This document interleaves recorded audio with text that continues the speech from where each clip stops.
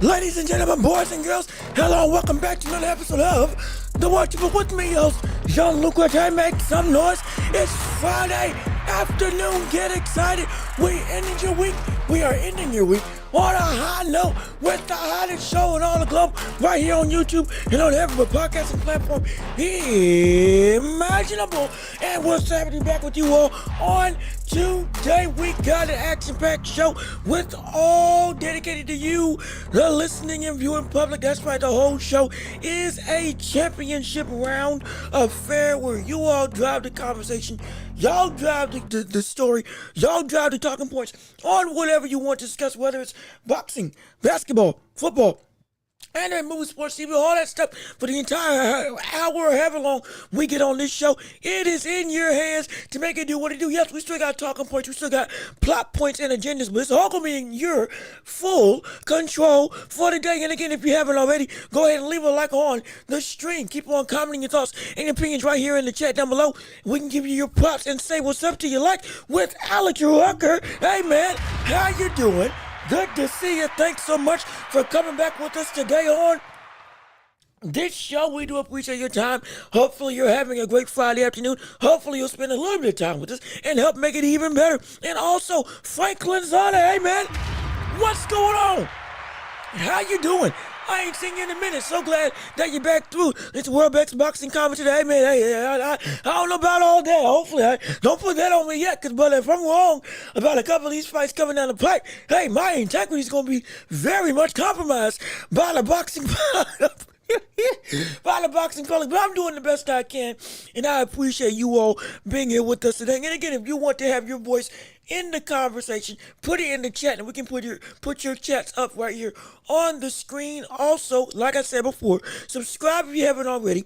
Share the show to everybody that you know, so we can keep on building up this empire together. Also, be sure to hit the notification bell. And what was the last thing?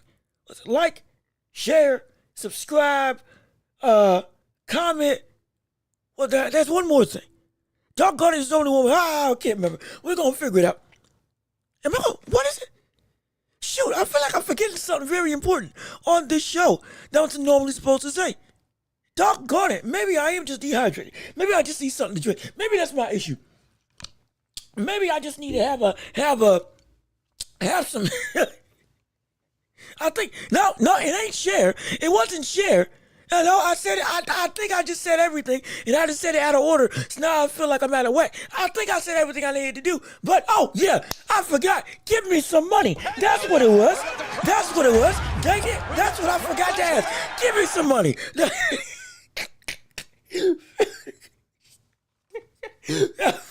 me some money by supporting the show. I said that too aggressively. Let me try that again. If you want to support the show and you have the means to do so, while we're waiting to get monetized, we got Cash App, we got PayPal, and links in the description down below if you want to support and help make this show bigger and better And I knew I was forgetting something. And to help us invest back into the show to make this thing even more entertaining for you all to enjoy, hey, Cash App and PayPal and links down below. Anything will do. Anything that you can give would mean the world to me. And again, once we get super chats and all that stuff, it'll be a lot more streamlined, a lot more easier. I do understand. But for the time being, we're doing the best that we can. What we got. And hey, it's been working out great so far. And so if you want to, hey, feel free to join in and help us out. No question about it. But like I said before, it is the championship rounds for the entirety of the show. So with that being said, ladies and gentlemen, it's time to jump into essentially making the show your own. Let's make it happen. Let's get it popping. Let's make it do what it do with all of you on the docket today. Step in the ring. Let's see what you got. Whatever talking points or conversations you want to have, the world is your oyster, and we can go see what you all got to say. And while you're getting your questions together, we do have talking points that I will, put on as like starting opportunities, like with Moses Itauma versus Dillian White happening this weekend. That's right. One of the biggest rising stars in all the boxing is now getting ready to put himself on the essentially chopping block against one of his most dangerous opponents today in the veteran Dillian White, the body snatcher, not the baby snatcher. I don't know why in the world that brother got, either he changed his nickname or the announcer got it wrong, and I hope it's the latter, and sure enough not the former, because great day in the morning. If all of a sudden that's what he's doing, hey brother, you may not need to be boxing, you may need to be in jail. If I'm being completely honest, put this butt in jail if that's the case. Especially stealing children outright. Again, if that is, we're just making jokes. But yes, the body snatcher Dillian White versus Moses Itauma, undefeated. Moses Itauma 12-0, I believe, with 9 or 10 KOs on his resume. If Moses Itauma beats Dillian White, we got ourselves a potential fast track to a world title on the horizon for one of the biggest, or one of the most hotly anticipated prospects in the heavyweight division, in a division that has lacked a lot of substance for what that next generation is going to be, at least for for Jared Anderson, failing a lot of people's hopes. Now this man's coming in saying, ooh, we might just have one, a real one that can come through and do some real stuff and real damage in the boxing world. So I'm excited for it. Also, Love King, what's going on with you? How you doing? Good to see you. Thank you so much for tuning into the show today. Hopefully you're enjoying your morning. Hopefully you're enjoying your afternoon. Hopefully if you're at work, this is helping you make your day a little bit better. And hey, show this to your boss. Maybe you'll get a raise.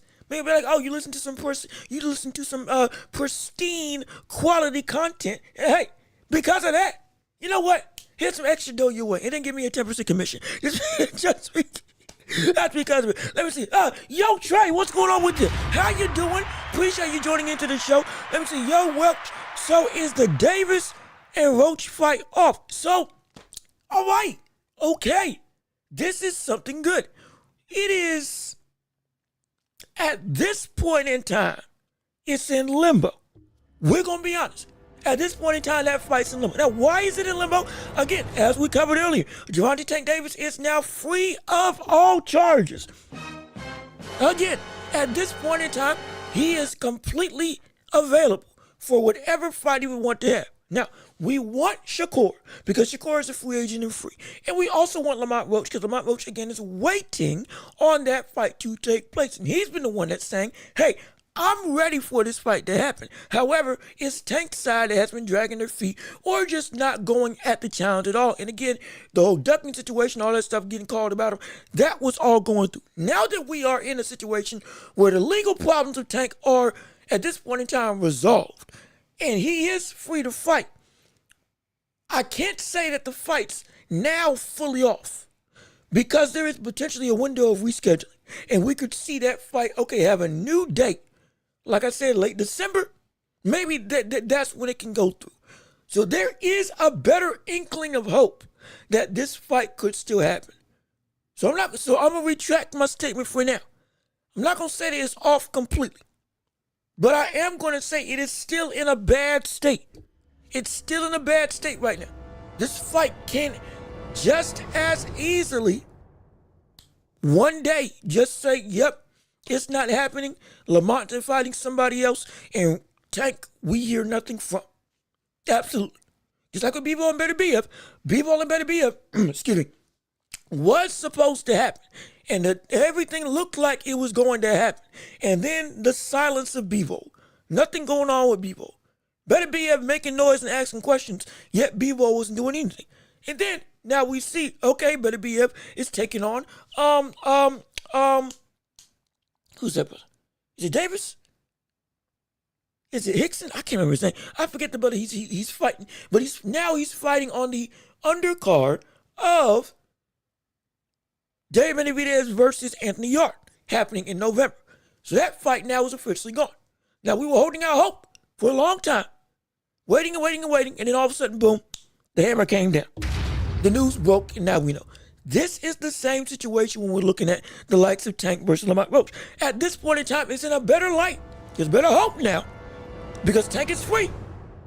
Both figuratively and literally. Tank is free. But it could still be the same thing that we've seen Tank do before, which is he does nothing.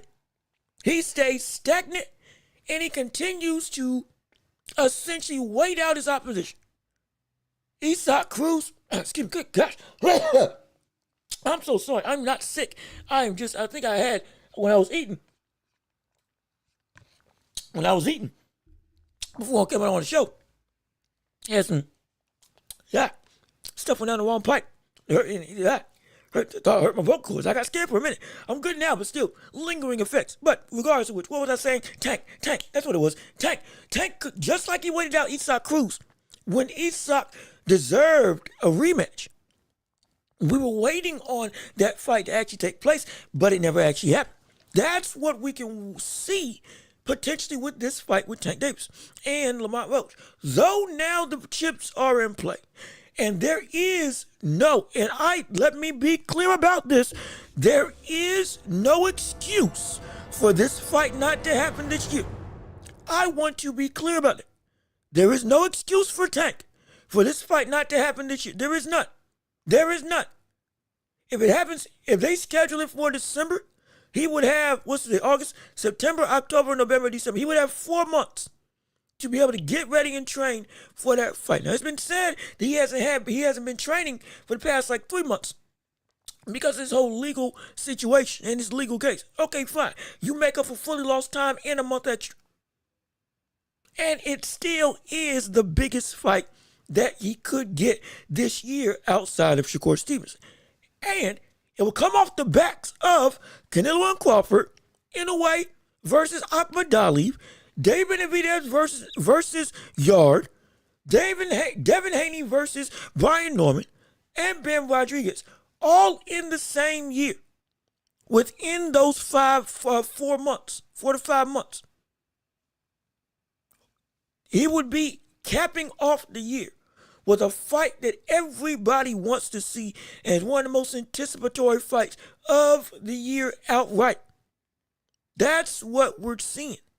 That's what the not inclination. That's what's on the line, in a good way, in a great way.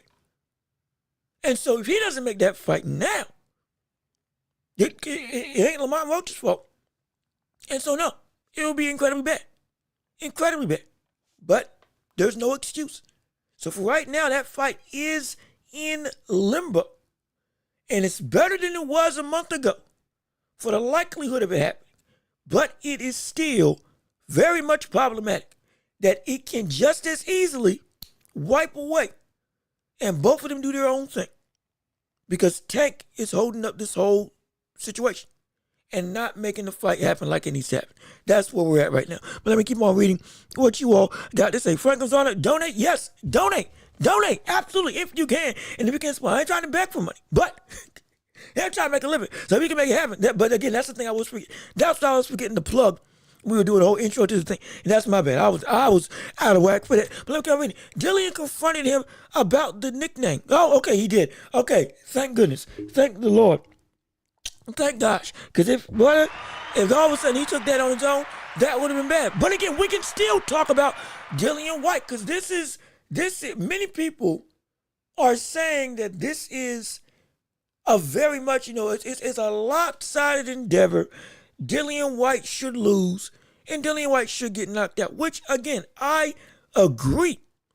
But at the same time, when I'm still, and I said this a couple weeks ago, I'm still scared for it now. When it comes to being able to deliver a KO shot, Dillian White can do that. Absolutely. What I don't like is the fact that Moses Itauma, I don't know what his, I don't want to say weakness, but I don't know what his chin can take. Because Dillian White is going to be of that ilk of the better punchers in the division.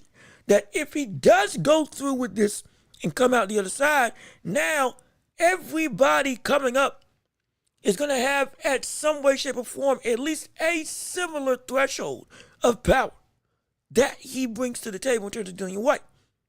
How do you handle that if you are a talent once you get caught? And I'm very scared. I'm nervous. Though I don't think he's going to get tagged like that. I think it's going to be a very much a pretty decent performance. Not decent. A pretty great performance. It's going to have to be a quality performance, because this isn't, while this is a diminished White, this ain't a absolutely, bum White that you can just, whatever you do, you can do whatever you want and you don't got to worry about it. Yes, you do. Absolutely you do. This is a brother who one-punch KO'd Derek Chisora. Don't forget that. Do not forget that.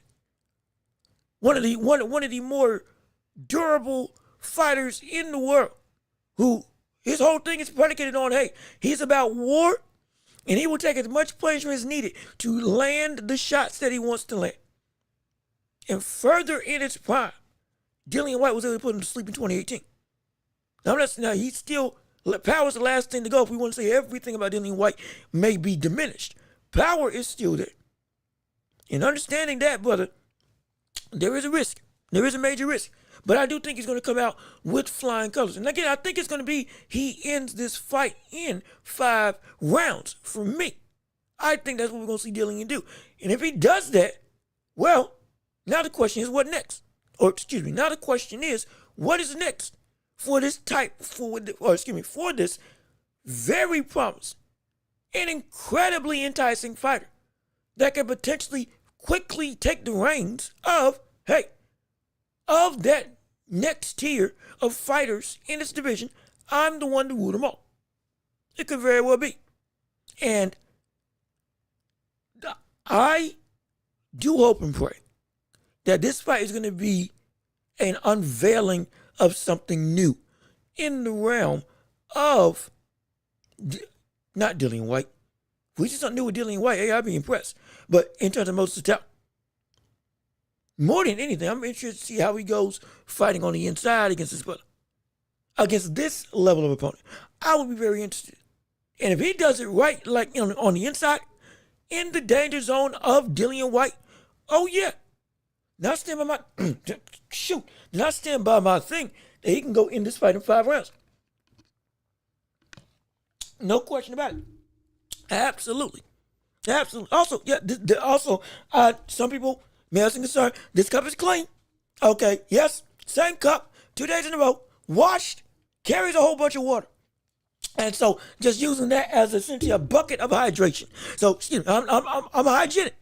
I'm not like I'm not like some of these other streamers that be, with no disrespect to them, but some of the hygiene qualities aren't where I would want them to be, at least not for me, with the stuff I do. This, I'm making sure, right? But I ain't about to have no gangrene coming up in here.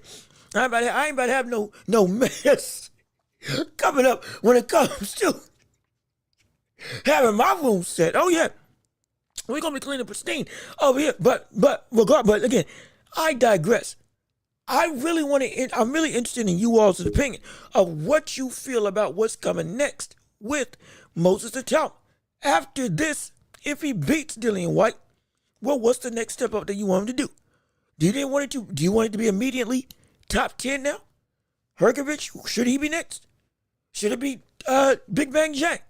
Should that be the buddy that he fights next? Should it even be a Deontay Wilder off the backs of a win against Hearns? Now, that fight would be incredibly interesting, but it's, see, the one-punch power of Dillian White is something that is, not Dillian, of Wilder, is something that is very much, if he did face off against him, ooh, would he be, well, no, he should be able to beat Wilder. I think the risk is like with anything, would he get knocked out before he can land his own damaging blow on the retreating,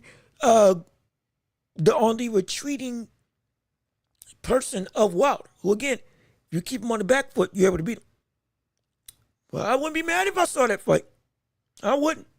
I wouldn't be mad I wouldn't be mad if I saw after Dillian White, we saw Moses Itauma versus Wilder, Moses Itauma versus potentially Jarrell Miller, Moses Itauma even versus, if he really wants to push it, Herkovich or Big Bang Jack, Joe Joyce. If he beats Dillian White, the world is his oyster. After that, it's about who's who, and every opponent would be in elevation. Now he could really push the pace and face off against like a Fabio Wardley. He could go that route. He could push it through and try to face a Fabio Wardley. Take his interim title spot if need be, or if he can. May face off against a Justice Hooney who gave Fabio Wardley all he can handle. Any of those names improve, but those two specifically would help out immensely. Now, I'm not saying go and fight Daniel Dubois, though he's coming off the backs of a loss.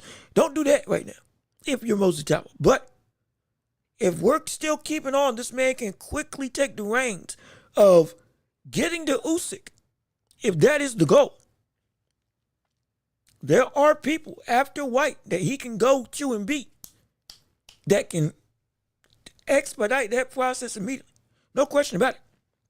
Absolutely. Also, Ninja, what's going on with you? How you doing? Good to see you. Thank you so much for tuning in to the show with us on today. Let me see what you guys think. Jean-Luc 100. Hey, man, I'm glad that you enjoying the show. Hopefully, you're liking what we're doing. Hopefully, again, you want to engage, because this is indeed the championship rounds in this for the entirety of the show. Like we do every single Friday, you all drive the conversation. Whatever questions you want to have on this show, we can discuss it. Debates, conversations, issues, and others. Well, hopefully not issues, but in terms of just opinions and points that you want to discuss, things that we may not have gotten to talk about over the show's run this week that you want to touch on. Hey, we can do it, no question about it. And I'm all down for it. And I'm here to appease. I'm here to please. No question about it. But as we keep on going through and as you're still getting your questions together, one thing I did want to say is with David Benavidez, which is, again, coming up in a couple months' time. While we get the most pressing matter, Canelo versus Terrence Crawford, 40 undisputed title at 168. Oh, yeah, one of the biggest fights on Netflix. Absolutely no question about it. But in light of that, there's still stuff coming down the line, like with Benavidez versus Yard, and more specifically with David Benavidez, with this current situation with him versus Yard. This is going to be a real litmus test for the ability to beat the likes of Artur Beterbiev, which more and more, from what I'm gathering, is looking like the most likely next fight to happen, per the words of David Benavidez. And if we're going off of the runtime of Artur Beterbiev and how he's trying to still be competitive for championships, well, if he can't fight Bivol, I guarantee you, if he gets a shot to become the next guy for David Benavidez's title, he'll take it. He'll absolutely take it. And he'll take it with no, forget no remorse, but he'll try to end him. He'll try to kill him. Not because he's a mean-spirited brother, because it's Artur Beterbiev. All he does is seek and destroy. This man is a literal Terminator, built like an old-school Rocky Marciano. Got to face that's mean and a power that will make you question your life. That's what he can do. And it's going to be the ramifications of that fight very heavily going to be predicated on what's going to happen with Anthony Yard. Now, we talked about Anthony Yard before. Yard has a lack of improvement on his career as he's gone through in his fighting life. It has been a lot of talent, a lot of power, a whole bunch of potential, but then stagnation in his development. It's just the truth. It's the truth. It's the truth. It ain't me trying to blow smoke, but it's the real deal. This brother, for all the stuff in the world, has not shown a better acumen of his last 3 fights, developing as a still young, but now firmly in a championship contending prime. That's the truth. And without that development, hey, look at this. We got some problems. We have some major problems on the docket. Especially going up against a behemoth of a man in Benavidez, who has, as we've continued to state, been better and better every single time out that we've seen him in his career. With this man, over his last 5 fights, has turned into the best version of Benavidez that we have ever seen before. And the lack of power has not negated his ability, but it has in fact enhanced his ability, forcing him to become a better all-around quality fighter who is able to use better defense, league's better offense, even more refined technical ability, a consistency in his essentially movement, jab, and all of his power punches, not just at the same high volume rate, but it's at a smarter layout, or it's done at a smarter layout, excuse me. It's mapped out better. The fine-tuning of what to do and when to do it now has turned him into a real Goliath of a fighter, not just in size, but now essentially in the mind. But it's turning into a supercomputer of boxing knowledge from the standpoint of the feel of the game, his footwork, and how he's been able to even more concisely cut off the ring if need be, or if he needs to move, how to smartly move around the ring while still keeping yourself in range for the best attributes that you have, which is his high offense. He is before our eyes turning into, and for a lot of people, eclipsing the fighter that we thought he was going to be able to be. I'm dead serious. And it is not because of, we're just trying to blow smoke. He's just a hot contender, and we want to see him fight. Nah. This potential, to a degree, was kind of overshadowed by the likes of Canelo Alvarez, due to Canelo being Canelo. Yes, he was the biggest test per se, but it became within the shadow of Canelo and him trying to get there. To some degree, it kind of made people unknowingly undermine the true faculties and abilities of who Benavidez is, what this Mexican monster actually is made of. More than just bludgeoning power and blazing hand speed. And now, out of the shadow of Canelo, with him now being his own guy, with now the tides of the fandom shifting from one thing to another, causing him to be, to some degree, more of a beloved fighter, or at least a more beloved than how we see with Canelo, which is now, while he's still a bigger popular fighter, no question about it, it is not nearly the same level of just blind adoration that Canelo used to have for his career. People are getting tired of the way that he moves. People are getting tired of the way that he goes about his fights. People are getting sick and tired of the manner in which he is going through his career of the last 3 to 4 years. They are. They're falling out of love of that of the pride of Mexico.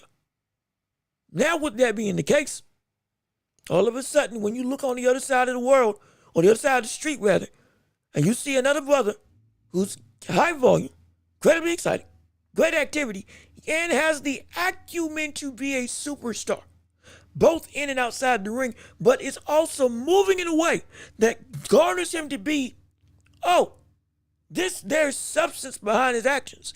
There is weight behind his fighting ability. There is a reason why his name is a name.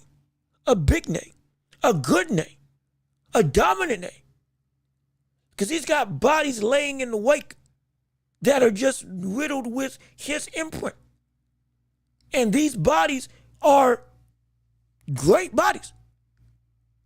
The death and destruction put behind them is a trail of blood that is laden with greatness as well. Or at least quality. Shoot, a combination of both, we're being completely honest. And he's still got so much more that he can do. It's an incredible thing, but it is the uncovering of what greatness is for Dave Benavidez. Now, and even now, he is still undermined as a fighter because he should be a bigger star. He should have been pound for pound way earlier. Should have been pound for pound way earlier. He should have been, honestly, should be one of the most lucrative boxers in all the globe because of his excitement, because of the fights that he brings to the table, and because of the matches that he's always taking in a high bar standard. He should be one of the biggest faces in this boxing game. It's just the truth. He's got everything that you want as a fan and as a fighter and as a promoter. He hits the jackpot and everything. But again, when you are, to a degree, this is what happens when you are tied directly with the likes of Canelo at the hip. To some degree, it takes a lot more work to get over that hump, because this man is at this point in time, he is the sport at this point in time. So everything falling under him, tough to overshadow, but it can happen. And at this point in time, hey, sooner rather than later, I think we're gonna see that take place, no question about it. And hold on, wait a minute, hold on. Okay, there we go. Had to check something real quick to make sure we were all okay. But yeah, I'm telling you, this man, Dave Benavidez, is a very dangerous brother at 175, and I think we have to come to terms with that now. No longer is it that he is just he ain't the same brother. He's a better brother. And on top of that, this man's still looking to go to cruiserweight. Don't forget, he is still looking to go up to 190. He's still, no, I'm sorry, not 190, 200. I'm sorry. He's still looking to go up to 200. He's got 2 fights, 1 or 2 fights, and he says he's moving up. Or at least his father said he's moving up. It's either going to be he fights Better BF after Yarden and then moves up, or if the Better BF fight don't get made, hey, I'm champ. I defended my belt here. Now, Jai Patai, where you at? Now that comes into play. Oh, that's a real opportunity. Don't forget. Do not let this current time fool you of what Dave Benavidez can do. This brother is adamant. I will go up there. And I'll test myself. And I'll put myself firmly in line against some of the best in this division.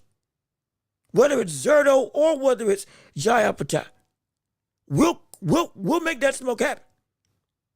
And we'll push it and we'll see what he can do. And as much as I may not want that to happen, let me be clear. Much as I may not want that to take place. Because again, at cruiserweight, now we're dealing with a little bit of a different breed.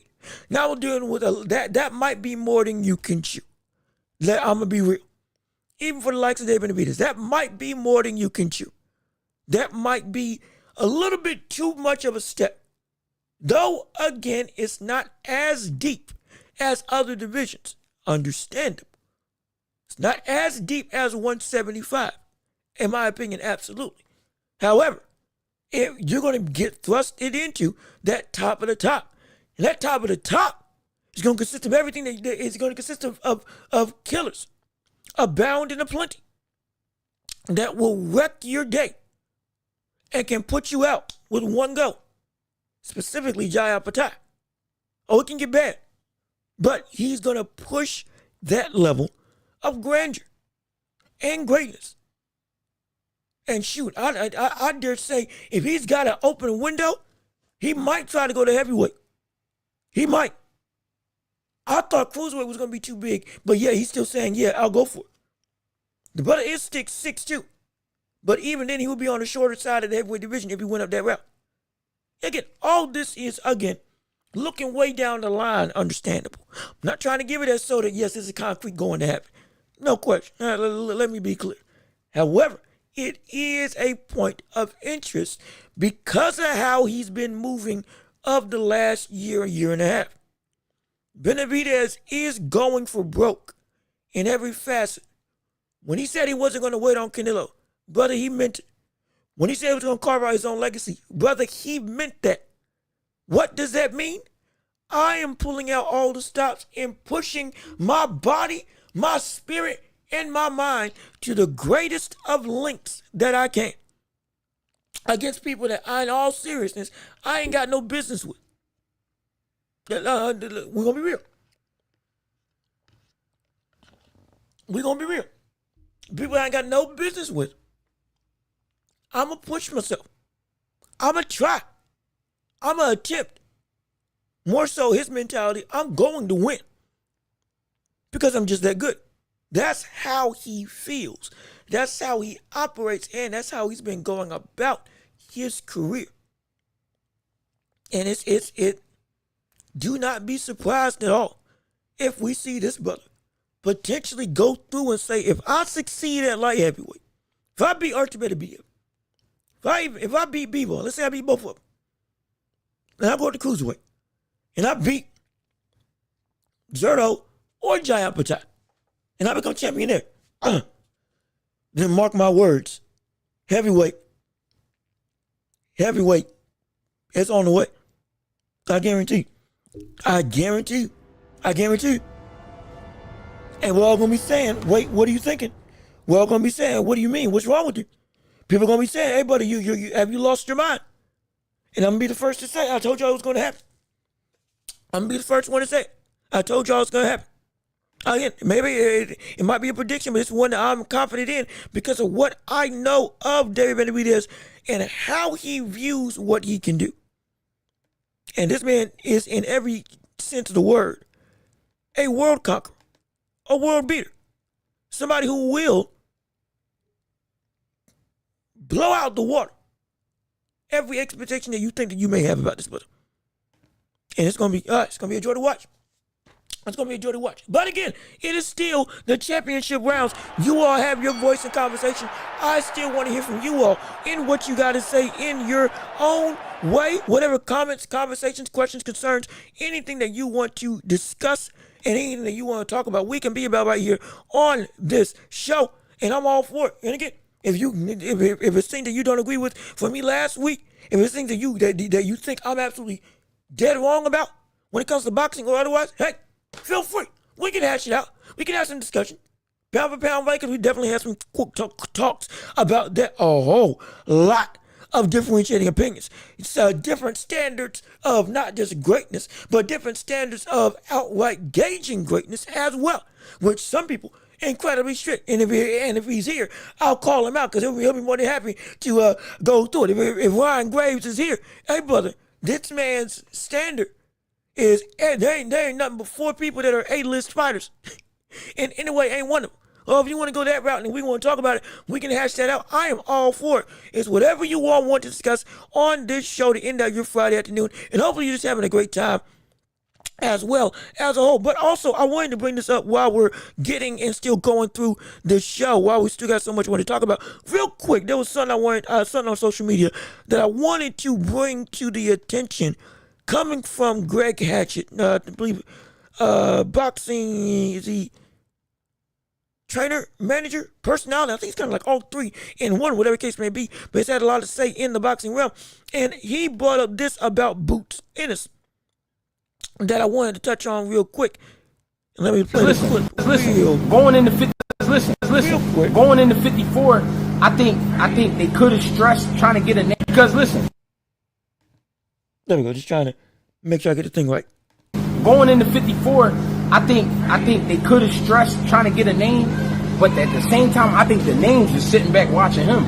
I mean, they sitting back trying to figure out what they're going to do with him. You know what I'm saying? Meaning, let's see what he looked like at 54 before we start woofing. Woofing, I mean, calling him out. You know what I mean? If Boots go in there and he look average, everybody going to want to fight him. If he go in there and look super, then it's going to be like, all right, tough negotiations everywhere we go. Watch. It's going to be tough.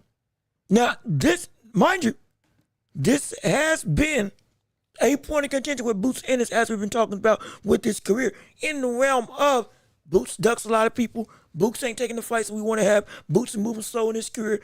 Absolutely. Now, we had the whole situation with Virgil Ortiz, the whole situation with Jesus Ramos, with the contracts that actually never got sent, sending actual offers to people like Ramos, but it was actually Abel Ramos, not Jesus Ramos. And so it's been a lot of funny looking stuff going on in the realm of the Boots Ennis as his recent career.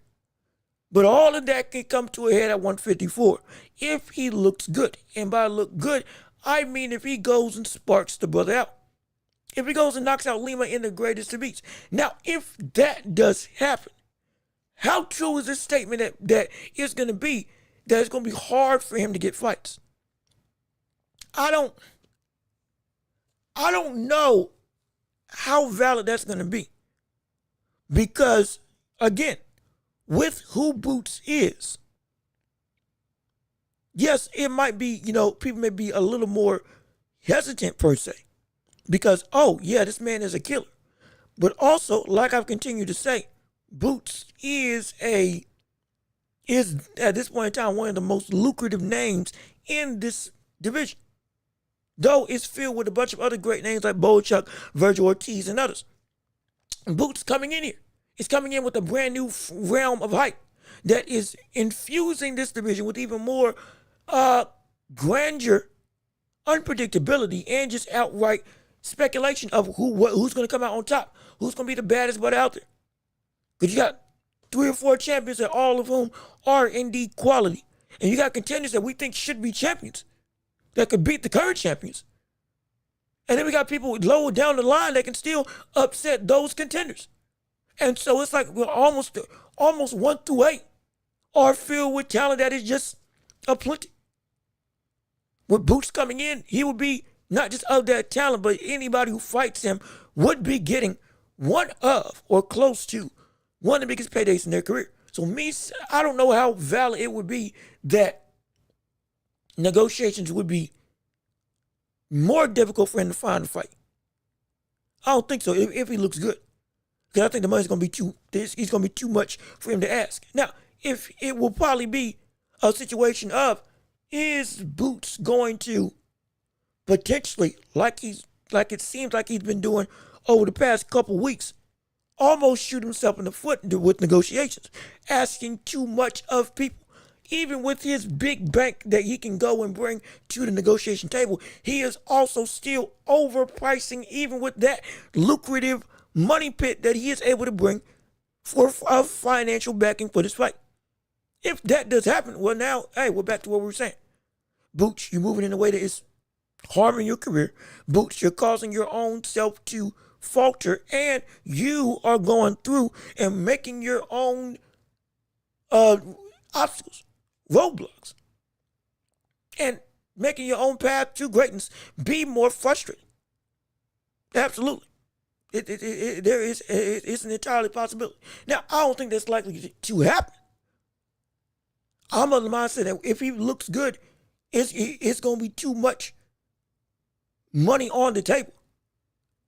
And there is going to be too many people at this division that feel that they can beat Boots, even if Boots looks great, that it won't be hard to find an opponent.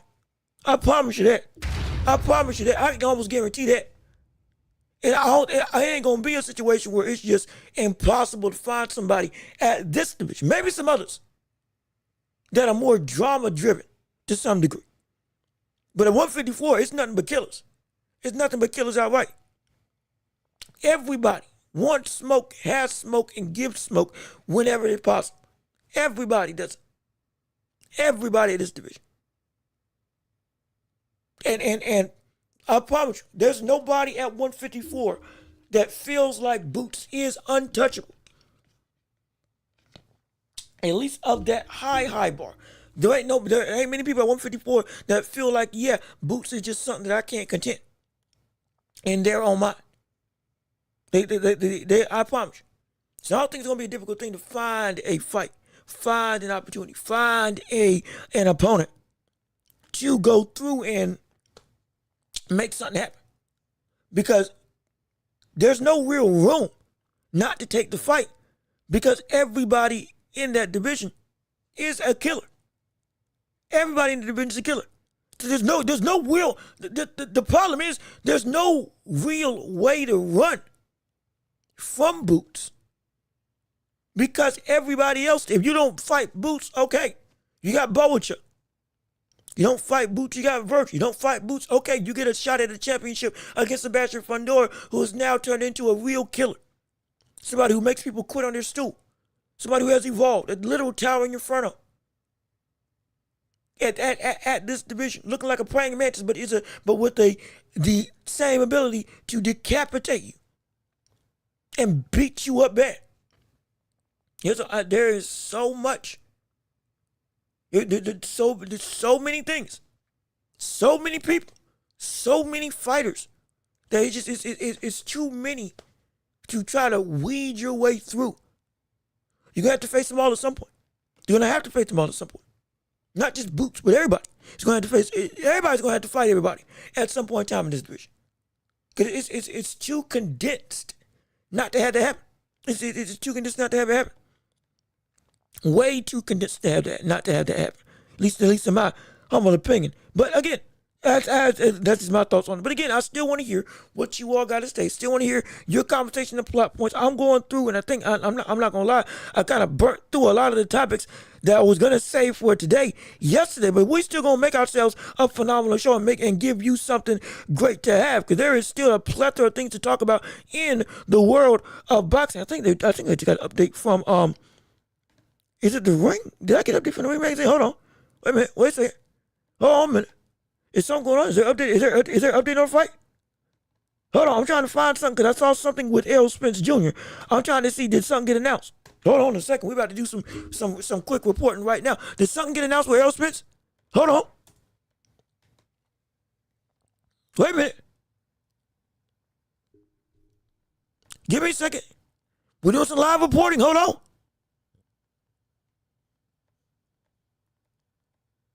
And okay, never mind. I'm sorry. Never mind. It was I thought it was something. I thought I had seen Keith Thurman versus Spence. And that fight was actually now being talked about. But no. That was more so of a meme more than anything. I do apologize. And again, that's the bad part about social media. As much as it's great to find news, you can get fooled at a drop of a hat, and I almost got fooled. Yes, I did. But as we're continuing to talk through with the boxing world, there is still so much to discuss. Like with real quick, not Manny Pacquiao. Who was the brother? It was. Oh shoot. Well, I guess I do got some breaking news. Apparently, great day in the morning. My apologies, though it's not about Errol Spence, but you do got some news coming down the line with the next fights between two of some of the bigger stars in all of boxing. Again, reportedly per. Where's the screen? Hold on, where's the screen? Reportedly per Eddie Hearns. Apparently. And I'm going to delve down the rabbit hole, but just for the sake of shock value and potential inclinations. Per Hassan, who's one of the more active voices in the world of boxing social media, is able to, get some scoops and news. Eddie Hearns saying that Shakur versus Tio, that's going down on Netflix. Wait a minute. Wait a second. But that's beautiful. That's great. But the question is, where would that fight go? And hey, were we not just discussing a while ago that we wanted to see T.O. versus Shakur go at it with each other? But where would it be that they would fight? That was the question. Now, we had it. And again, I'm checking social media right now to make sure if this is or if this is not real for what they're looking through in terms of what Eddie Hearns is saying, and unless that was just an outright lie, unless it was just an outright lie, which again, right now I haven't seen anything from Eddie Hearn officially thus far, so I'm interested to see where this information comes into play. But with right now, let's say hypothetically this thing is going to, now again, take it with a grain of salt. Take it with a grain of salt. Hold on. Take it. We've been on this road before. We've been on this road before with Eddie Hearn reportedly making some noise, some news, some level of big time shakeup in the boxing landscape. We have seen this before with Boots Ennis, and then we all had egg on our face because the brother nothing was as it seemed. So I'm not saying this is concrete. To be clear, a rumor. How valid this is, we don't know.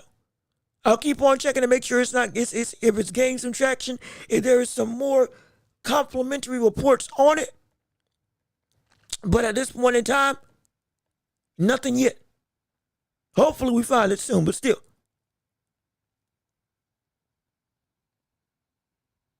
Well, actually, just as I say that right now, is this the clip? Is this the clip that would do it? Let's see what this clip had to say. Has there been more conversation with Shakur Stevenson over potential extension? No, not really. I mean, I think that, there'll be a lot coming out. We'll see. My situation is I'm exclusive to DAZN. Yeah. So if a fighter makes a fight, for example, on Netflix, that's not a fight that I can be involved with. So there are obviously a lot of interesting conversations around at the moment, and we'll see which way it goes. Has there been more conversation with Shakur Stevenson over potential? So now, more so, we got a better gist. Everything's now on the up and up. And so right now, Eddie Hearn can't do nothing with Shakur at this point in time, unless it's specifically with the zone. Okay, fine. Understand. So that report with Shakur versus Tio, hey, like I said, take it with a grain of salt. And now we've had our grain of salt, and now we know and we can see, okay, some some lack of validity, to say the least, about that fight, at least for the time being. Now, in the future, maybe we can see Shakur work with the zone and fight with them. Hypothetically. Now, would that be good or bad? I don't know. I mean, in terms of marketing, helping to help bolster up Shakur's marketability even more, yeah, Eddie Hearn will be great, but at the same time, Eddie Hearn's got a reputation, but as do all other promoters. And with Shakur, most likely he's looking to get big time fights. Would Eddie Hearn be able to stamp his way and make those things happen? Now, he's done it before, absolutely.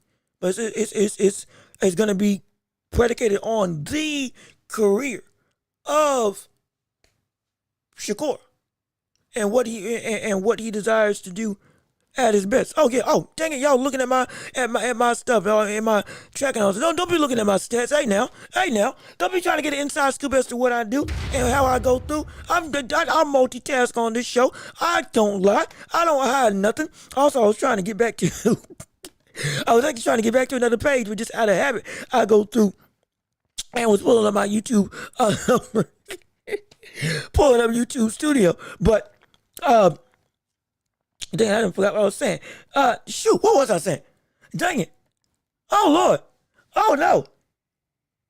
Oh, I'm blanking. Oh, my. Oh, I just had a thought, and it just left my mind. No. Ooh, okay. I hope it comes back to me. Dang it. I was just thinking of something. And it just went away. What the word was I trying to say? What the word was I going to say? I can't remember. Hopefully it'll come back. Lord willing, it comes back to me so I can actively be able to remember and know what and be able to do what I want to do. Let me see Daryl Anderson. Hey, brother, what's going on with you? How you doing? Good to see you. Thank you so much for tuning in to the show. So glad that you're with us on today. Let me see. Hey, Jean-Luc, in a way, now has a fourth Southpaw sparring partner on board with his training against NJ. So he's got four. So he's got four combined people training him for his fight with Ahmed Ali. Well, I'm glad he's taking this fight seriously. And I'm so glad They're using all of some previous opponents, some people he's never fought before. He's taking this fight as serious as he can. I'm telling you all, MJ is a threat. MJ is a real threat. I'm so serious about that. I may think that Inoue can beat anybody. Absolutely, I do. He's a better fighter than MJ, no question. But MJ, brother, he ain't a joke. He ain't a joke at all. This man can stop this streak that we've seen with Inoue in that fight. Potentially in any round. As we've already seen Inoue caught multiple times. This is a dangerous affair. Inoue's got to be on top of it with this fight. He's got to. He's got to. And so I'm not surprised. I'm excited to hear all these precautions. Because he's doing some work. Now, I would love to know who exactly the fourth sparring partner is. That might even help my excitement even more. But still, this is quality. And you see how serious he's taking this fight. It speaks to the level of danger that Akhmadali really is as a fighter. And he is gunning for making sure he takes care of all of his bases so that he can fight Junto Nakatani without any hitches, without any struggle, without any sort of underlying issues of, you got other business to handle. You don't want that. You don't want that at all. I promise you that. I guarantee you. Also, Al Booger, and I'm trying to click on your chat for some reason, Al Booger, but I can't. But I see you, and let me see what you got to say. That's interesting. The Zone, Netflix is about to be the new HBO Showtime for boxing, maybe. And yeah, right now Netflix is looking to be that thing. Netflix is looking to be potentially take over the new home. It was looking like it was going to be the Zone. Then with Netflix coming through and with 3 events going out and completely dominating everything that goes on in the fight game. You're getting minimum 90 million people watching any Netflix boxing event. Minimum. Or at least something of that ilk. Because it's Netflix. It's easily accessible. And it's got the name that everybody knows. And everybody knows where to go. And so, this is why I was saying, there is a window to find a new home. There absolutely is. Boxing not having a channel dedicated to it since 1940. Like with the ABCs, with the Foxes and others, for the first time this year, for the first time ever since 1940. Just happening this year, was because it got to a point where boxing robbed itself of life by going through and operating in a way that messed up the consumer. It messed up the consumer. But when other things started to appreciate the consumer, next thing you know, we're seeing boxing more than ever. We're seeing people like Canelo in commercials for the Super Bowl. And he's not just some random face for the wide range of populace, at least here in the States. I can't speak for around the world, but at least here in the States. Boxing, if it wasn't 2 names, Tank or Canelo, it wasn't nobody. Now it's a lot more widespread that people are starting to recognize on a more casual basis. People are in the boxing sphere because now they're getting comfortable and they're getting introduced more consistently, which is great. And I do hope that we get Netflix in the Zone as the boxing home. I do. I truly do. Because I'm about the fans getting the best for their buck and being able to have the fight as on hand as possible. My best bet would be bring it back to ABC. Bring it back to Fox. Make it so that we can all see whenever we want to see it on a weekday, on a weekend, as a primetime opportunity. Because there's nothing that beats boxing when boxing's at its best. Almost nothing. Maybe the World Cup. Maybe.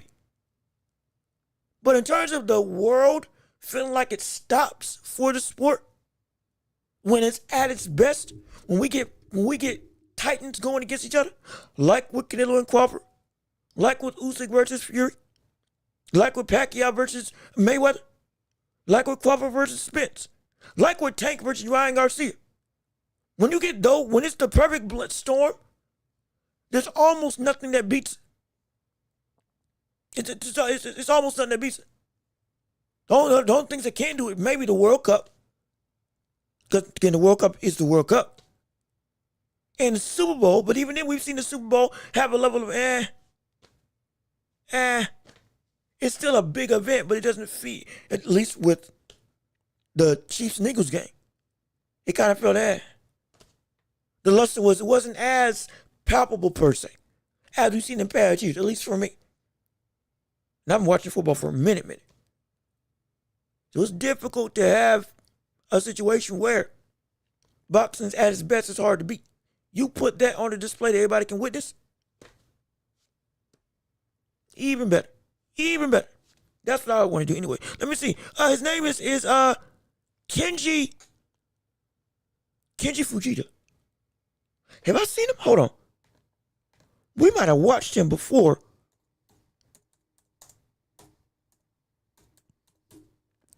Have I watched that brother before? Wait.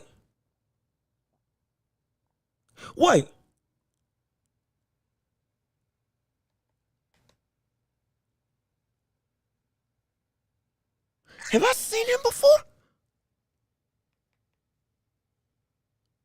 I got a sneaky suspicion I've seen him fight before, but it's very vague.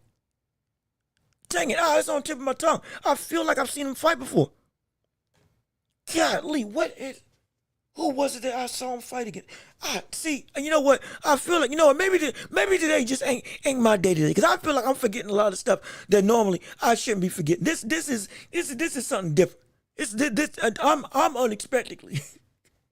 I'm unexpectedly off my game like I normally am for this show. We're going to get back on track. Hold on a minute. Hey, look at this. Hold on. I need to recalibrate. Maybe I need to eat some more. Maybe I need to drink some more. Maybe I need to have some Gatorade beside me. Gatorade, if you want to sponsor me. Hey, we can make it happen. Gatorade, if you want to sponsor me to hydrate as we sweating this all get out, because we can bring all this energy to this show. Oh, absolutely. Hey, come on. We can put some stuff on the door. We can put some stuff behind me. We can have a whole rack of just stuff. Sponsored by Gatorade. Oh yeah, we can do giveaways. We can make it happen. Absolutely. Somebody, if you know somebody in Gatorade, hey, reach out to them. Tell them about the show. Let them know that we open. And we be sweating. We be going hard on this show, so we can definitely use it. Absolutely. And hey, it will help me out. Help me out immensely. Absolutely about that. But let me see. Even still, I still want to hear from you. It's still the championship rounds of this show. I appreciate you all tuning in. And again, I think I need to give my voice a rest. My gosh, I think I need to give my voice a rest a little bit. I might have to end this show early because I am ironically struggling to talk. I can't lie. I feel like I'm my voice is going out a little bit. I feel like I'm straining. I don't know why. Maybe I need to slow down. Maybe I need to talk a little bit lower. Maybe I need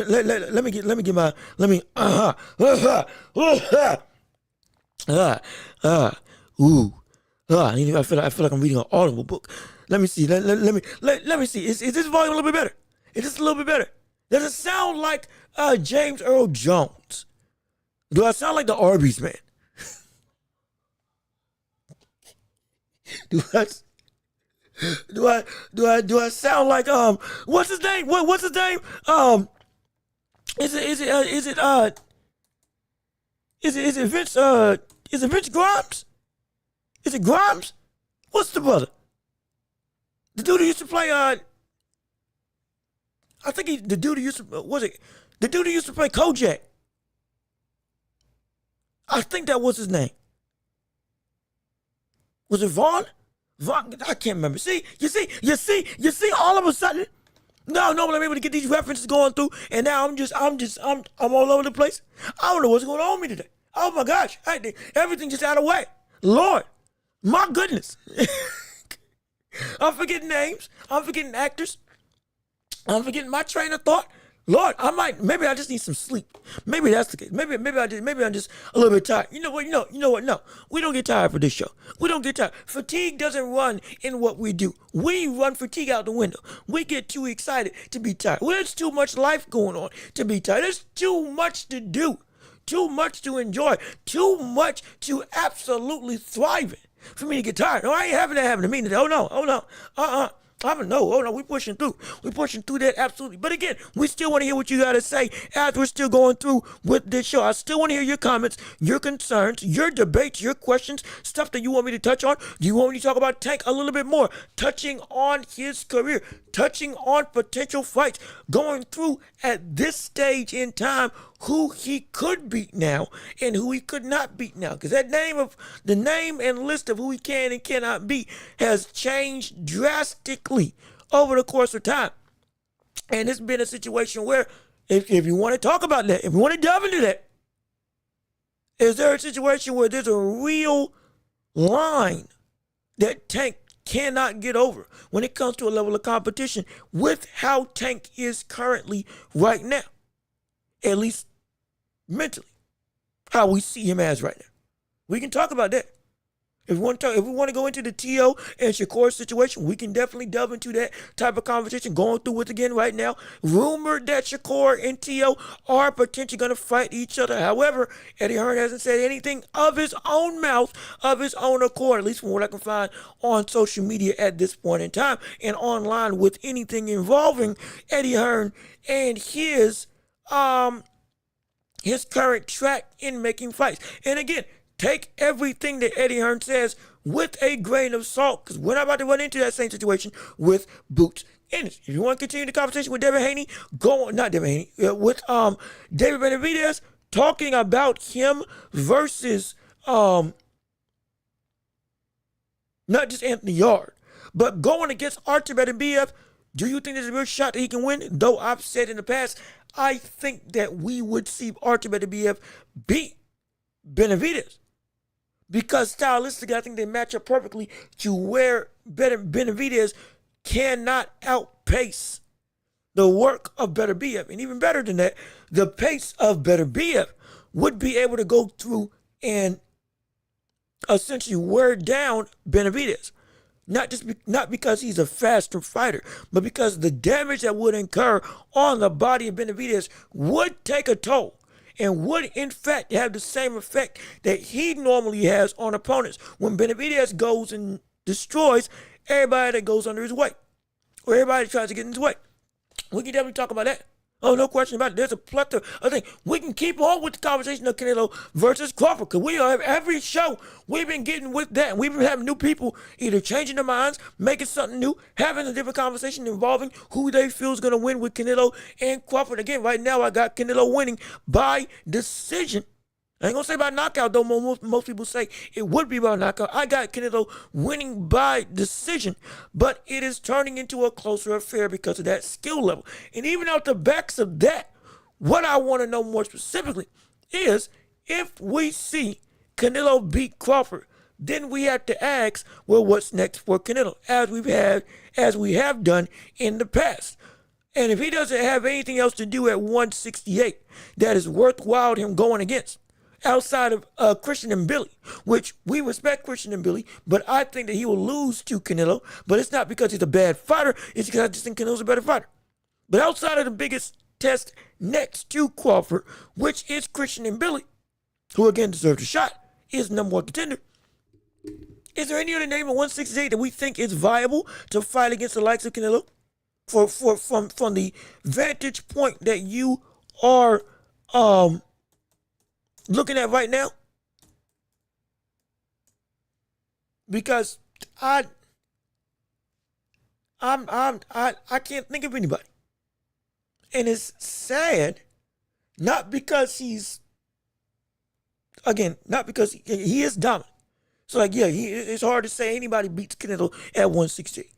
But also we still want after this to see Canelo try to do something phenomenal. And if it's not David Benavidez, there isn't really a whole bunch of angst to see him. Not angst. There isn't a whole bunch of of anticipation to see him against most of the competitors at 168. Well, the only other goal is to go at 175. It's the only other goal. But I doubt he's gonna get there. We could see Charlo, who's now at 168. That would be interesting, though. I think again Canelo dominates Charlo just like he beat the other Charlo brother who came up from 154. I think he beats them both similarly. Though I think the bigger Charlo, who's at 168 now, would give a better fight. But still, I think he beats him handily. And so I don't really know. Also, it's Vin Rhymes. That's who I'm thinking of. That's the brother I'm thinking of that does the voice for Arby's, who was also who is still a phenomenal actor. Has been in movies aplenty. That's who I was thinking of. Vin Rhymes. That's who I was thinking. I apologize for forgetting his name. I cannot believe. I was blanking like that. That's horrible. Oh, it's terrible. But let me keep on reading what you all got to say. It's great. Okay, talking about the show. Hey, I appreciate it. No problem there. Anything on Adelaide versus Hergovich as of this point in time? I don't think anything new has developed with that fight. I can check for certain. Something may have gone through within the past, like while we were sleeping. But at this point in time, though that fight is talked about and on the docket, I'm not sure if it is concretely going forth and is committed. Oh wait, hold on. Wait a minute. I'll do the Adelaide one first and make sure that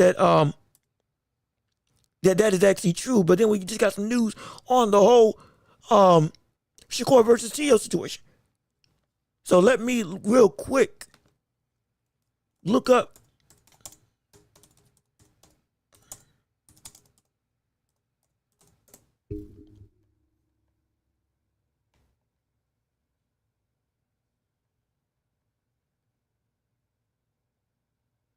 Okay, no, I apologize. No, they are fighting. I completely forgot they were actually going through. I forgot they were on this card. I'm so sorry. What's going on with me today? What is going on with me today? Oh my gosh. What the world is going on with me today? Oh shoot.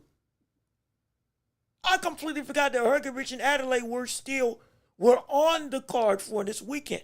I was thinking they were still, I knew they had been talked about in fighting, but it had completely left my mind that yeah, they're fighting tomorrow. I got Hergovich winning that fight. Let's be clear. Let me be perfectly clear. Because Hergovich right now is one, the more consistent fighter. Is two, I think the stronger fighter. And three, I think is also the better fighter of the two. Just objectively. I'm dead serious. And it's, yes, I know people are still reeling from the fact that David Adelaide got knocked out by Fabio Wardley in the way that he did. Yes, that has taken a level of steam out of David Adelaide's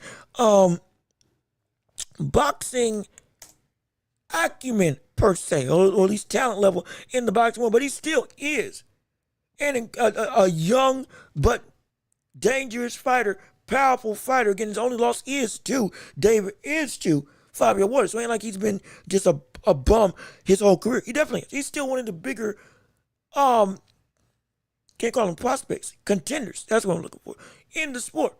And he won his last fight by knockout. But I've never seen Adelaide as a better opponent than Hergovich. I've never seen David Adelaide as a better fighter than Philip Hergovich. I think Philip Hergovich is more educated. I think Philip Hergovich has, if he doesn't have more power, he's got power to put out Adelaide and to cause some trouble for a lot of people in the division.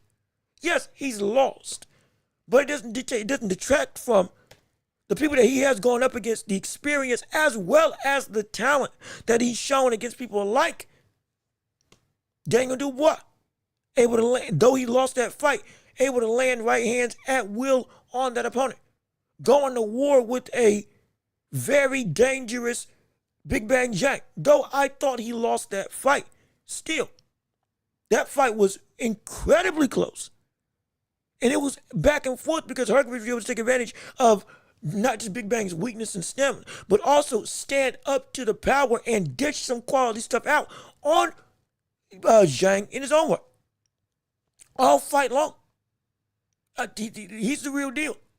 And I think that we should see Philip Hergovich beat him. We should see Philip Hergovich, in my estimation, knock out David Hadley. But if I'm wrong, I'm wrong. And hey, don't, like I said, I can only give you the best thing I can give you. But it's between Adley and Hergovich. Yeah, I got Hergovich winning. I definitely got Hergovich winning that fight by knockout, at least for me. Let me see Hearns, and I hope Eddie Hearn puts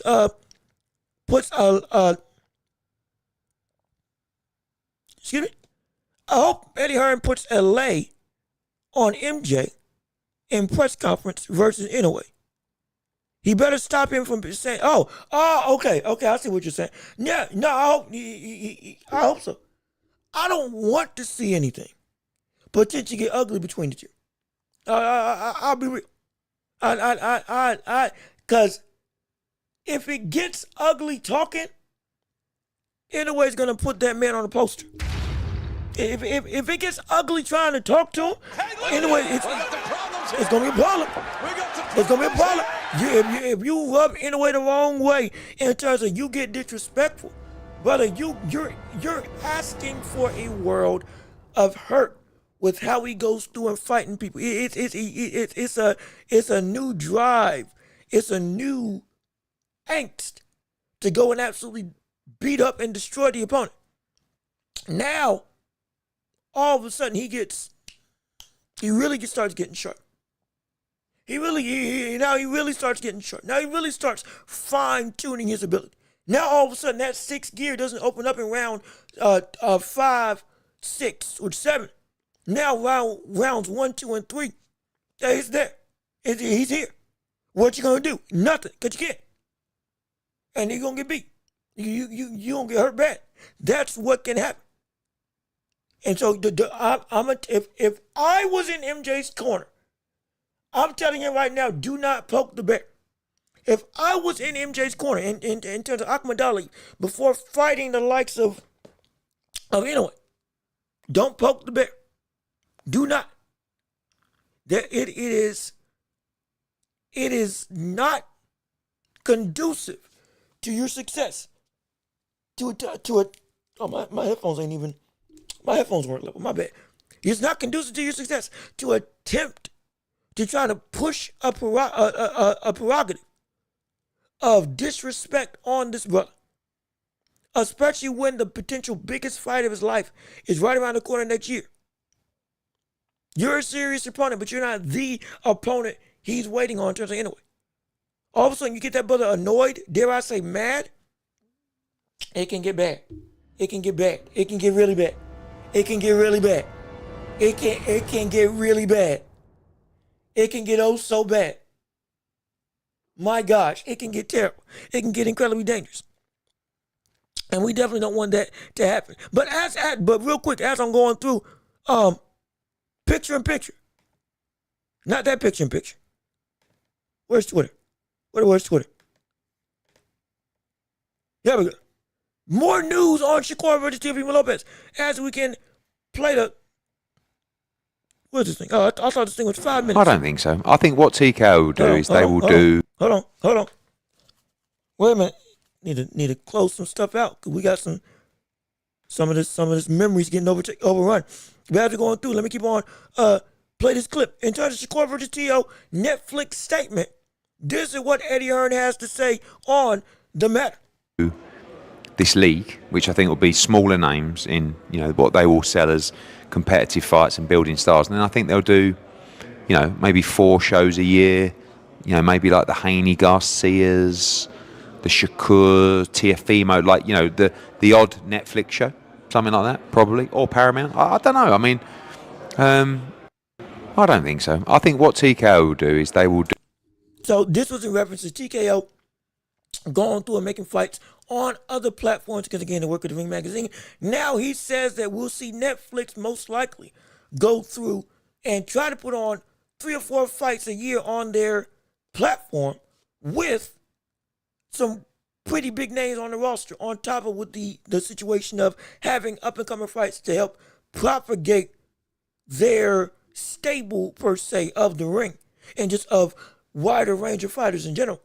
It'll be laden with big fights, and one of them being potential Shakur versus Dillian. Now, this is not now with this statement firmly out on display. This isn't saying that that fight is going to happen. This is not saying he's going to work to make that fight happen. This also is not saying that we're going to see the likes of hold on, wait, did it switch? Did it switch? Oh, good gosh, I'm trying to close this up. Hold on a minute. Wait a minute. Wait a second. What's going on? Why is it? It's just showing my screen, but it ain't showing the thing. I'm trying to pick a different thing. Hold on. Wait a second. There we go. Okay. There we go. Okay. My gosh. But, so it's not saying that the fight's going to happen. It's not saying that the fight is concrete in its potential looking. But it is a fight that TKO would look to make on Netflix as one of their big fights on their platform, doing it 4 times a year, if that is indeed the goal. But to be clear, nothing set in stone. That fight is something that is looking to happen, that is trying to be made, or that's even been talked about behind the scenes in any way. Just use that as an example for the globe to see these are the types of events that we would want to see on Netflix. Now, I would also love to see stuff like that on Netflix, and it would be interesting to see if we can get consistency of big-time fights like that on Netflix all the time. Now, that would be in direct competition to the zone. That would be a struggle. That could be problematic. That could lead to some, oh boy, we get some stress and duress going on amongst the other boxing promoters and other boxing platforms, because all of a sudden, if Netflix keeps on moving like they've been moving, but it's going to be hard pressed to stop them. It's going to be difficult. It's going to be difficult to stop them because it's something that everybody's got, and it's something that sponsors will be wanting to delve into left, right, and center because of, brother, they're everywhere. And they'll make bank more than anybody else in the world, most likely, almost assuredly, because of how big the platform they are. So it'll be interesting. Let me see. Hood Rich, what's going on with you? How you doing? Good to see you. Thanks so much for tuning in to the show. We are still in the championship rounds of today's show. I still want to hear from you all what you got to say for the whole of this show. It's the championship rounds. You all drive the conversation. You all drive the motive. You all drive all of the action on today. Again, my voice is feeling a little bit so we might have to end the show a little bit earlier than we normally do, not going as far off as long as we normally do on this episode. But I still want to hear from you all on what you got to say, whether it's Canelo versus Crawford, whether it's Canelo versus potentially other fighters at 168. Does he make another crack at 175? Can we see Terrence Crawford, if he does beat Canelo, go back down to 154 and run through everybody at 154 to become undisputed for a 3rd time in his career? Or no, excuse me, I'm sorry, for a 4th time in his career, because he would have became one for a 3rd time if he does beat Canelo for the undisputed super middleweight title. Could we see him run through Bacron? Could we see him run through Virgil Ortiz? Could we see him run through Boots, Sebastian Fundora, and the others at 154 if he does indeed keep to his word and want to work back down? Do you think he just retires after this fight with Canelo? Because it'll be more money than he's ever made.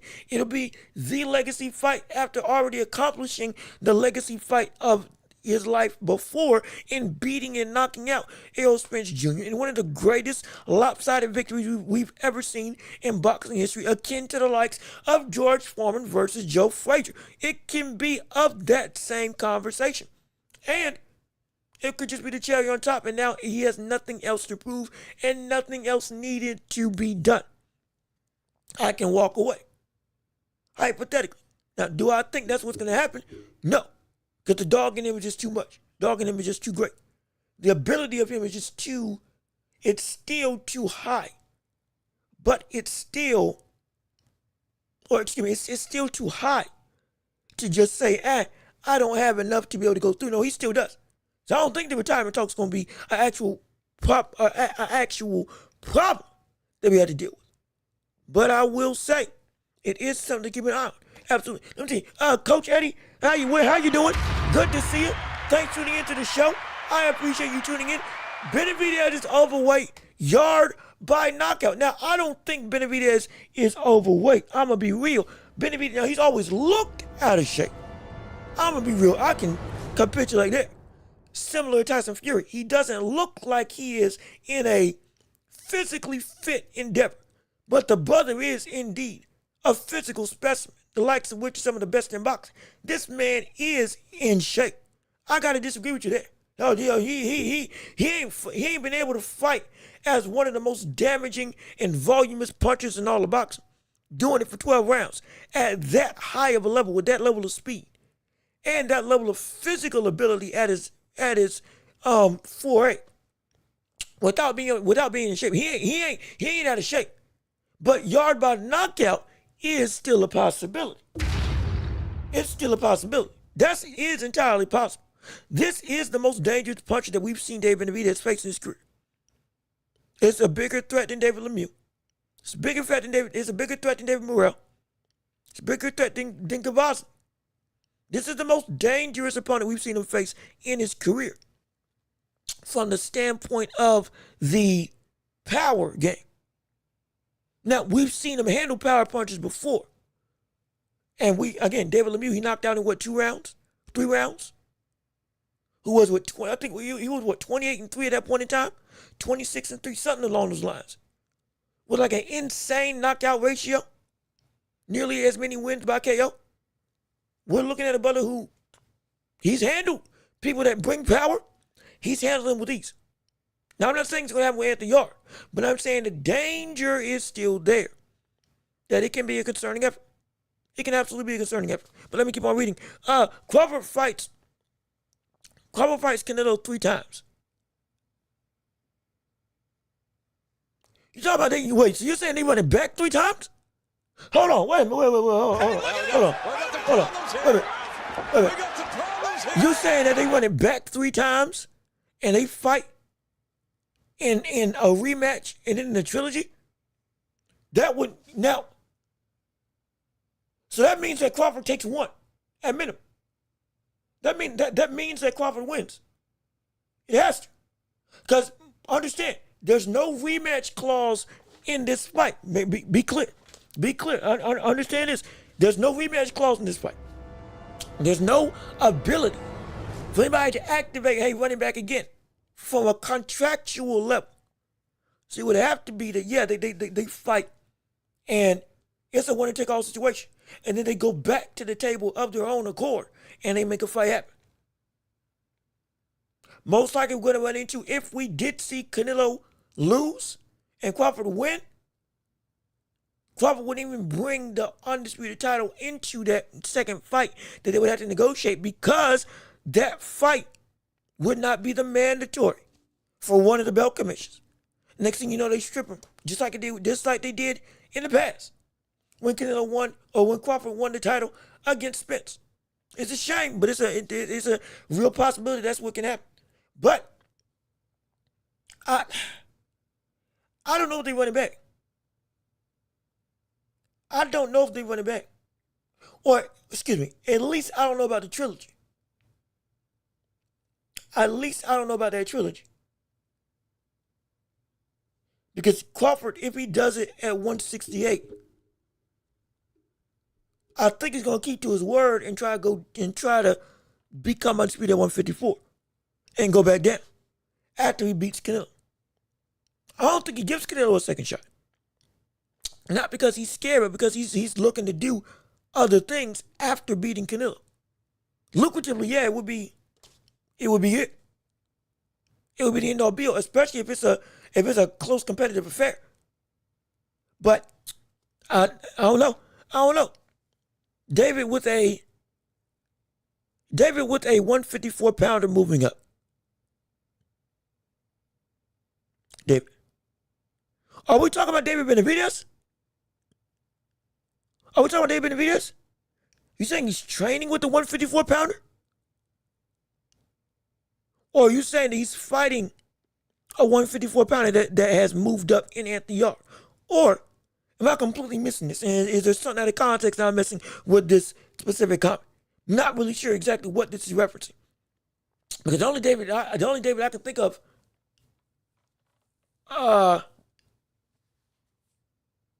David with a 154-pounder moving up.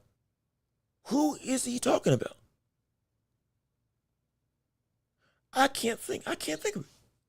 I don't know who you're talking about in this situation. I'm not a little bit confused. If you could clarify this comment for me, and I can go and better encapsulate what my thoughts would be once I better understand what the situation is. Absolutely. But again, with this Crawford comment, I just don't think that he fights Canelo 3 times. I don't. Because I think it's going to be the one and done. Or at best, a rematch. At best, a rematch that comes later, but not immediately. And again, that is only if Crawford wins. If Canelo wins his first fight, there's most likely, unless it's a controversial situation, and Crawford should have won, or it was a draw, and a deserved draw, there's not going to be wanting for a rematch of this fight. There's not. Unless it's a controversial draw, or a legitimate draw, or even a Canelo win that was a 1-round split, there's no way this fight's going to be a rematch. None. It would only be a rematch if Crawford won and or outright a draw took place. That'd be the only one. Because it would be, I guarantee you, I promise you. Because any other way would mean that fight went dominantly for Canelo. And nobody wants to see that. Just like nobody wants to see a rematch with Charlo at 168 against Canelo. Because there's no point. There's nothing else added to it. The only way this ball could even get rolling of a rematch would be that it's close. And or Crawford wins outright. Or Crawford lost and it should have been that Crawford won. That's the only way. That's the only way. I can't see Bud going back down to 154. I can. I can. I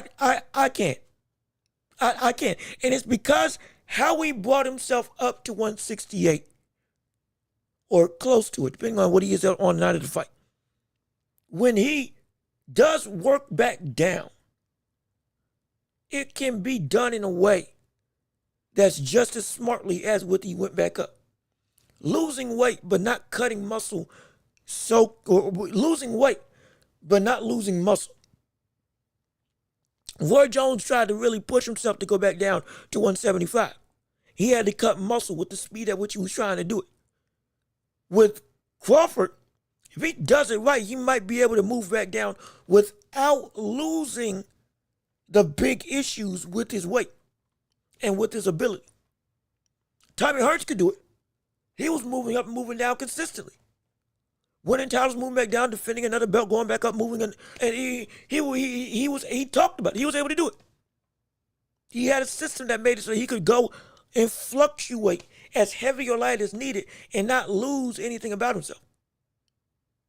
For him, it was a perfect system. If Crawford can find that for him and does that in a smart way, yeah, he can do it as well. It's just going to be very much drastic because Tommy Hearns was a little bit of a different fighter. 6 feet 6, 178 reach, long and lanky. He was a big guy. Don't forget that either. Not saying that Crawford is a small dude, but for this division at 168, yeah, he's small. Just like with Canelo. And it's a more compact and muscle. It's a different type of muscle. And so it's going to be handled differently if he tries to move up or down. And there's different risks and different things that you got to be cautious of when moving up or down. Crawford can do it. It's just going to be dangerous potentially. But I think he can. I think he can do it. And I'd want to see him because there's still a litany of names. Again, the Bochecks, the Virgil Ortizes, Boots. We still want to see Boots versus Crawford. We still want to see that fight happen. Be clear. We still want to see that fight happen. If we can make it happen. We still want it. In some way, shape, or form, we want that fight. Even now. And so, yeah, I can definitely see him. I could see 160 if he keeps fighting.